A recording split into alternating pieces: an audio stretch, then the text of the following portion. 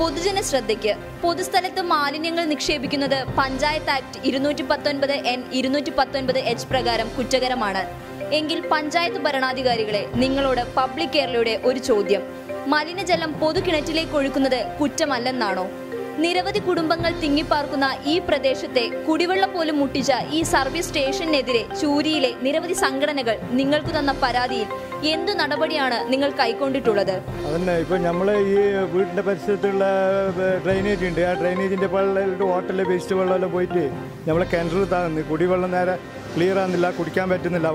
വെള്ളത്തിൽ കിണറിലെ വെള്ളത്തിൽ സ്മെല്ലുണ്ട്. ഈ ഹോട്ടലിലെ ഡ്രെയിനേജ് വെള്ളം നമ്മളെ വീടിൻ്റെ വെള്ളത്തിൽ കൂടിയിട്ടുള്ള വീട്ടിൻ്റെ പരിസരത്തിൽ കൂടിയിട്ടുള്ള കിണറ്റിലേക്കെല്ലാം ഇറങ്ങുന്നുണ്ട്. ഈ തോട്ടിൽ കൂടി പുതിയ ബസ് സ്റ്റാൻഡ് ഭാഗത്തു നിന്ന് വരുന്ന വെള്ളം ഇതിൻ്റെ അധികൃതരോട് പല പ്രാവശ്യം ഞങ്ങൾ കംപ്ലയിൻറ്റ് ചെയ്തിട്ടുണ്ട്. ഇവിടെ മധൂർ പഞ്ചായത്തിൻ്റെ ഗ്രാമസഭ കൂടിയുണ്ട്. അപ്പോൾ പല പ്രാവശ്യം ഞങ്ങൾ കംപ്ലയിൻറ്റ് ചെയ്തിട്ട് ഒരു റെസ്പോൺസിബിളും ഇല്ലാത്ത ഒരു അവസ്ഥയായിപ്പോയി. പഞ്ചായത്തിൽ അപേക്ഷിച്ചിട്ടുണ്ട്, ഇതുവരെ ഒന്നും ചെയ്തിട്ടില്ല. അതിൻ്റെ എന്താ അവസ്ഥ എന്ന് അറിയുന്നില്ല.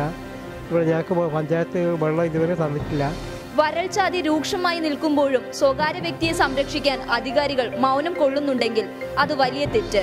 സ്വകാര്യ വ്യക്തിയുടെ സ്ഥാപനം സംരക്ഷിക്കാൻ വേണ്ടി പരിസരവാസികളുടെ പരാതിയിൽ നടപടി കൈക്കൊള്ളാത്ത പഞ്ചായത്ത് അധികൃതർക്കെതിരെ വിവിധ കക്ഷികളും സന്നദ്ധ സംഘടനകളും ശക്തമായ പ്രക്ഷോഭത്തിനൊരുങ്ങുകയാണ്.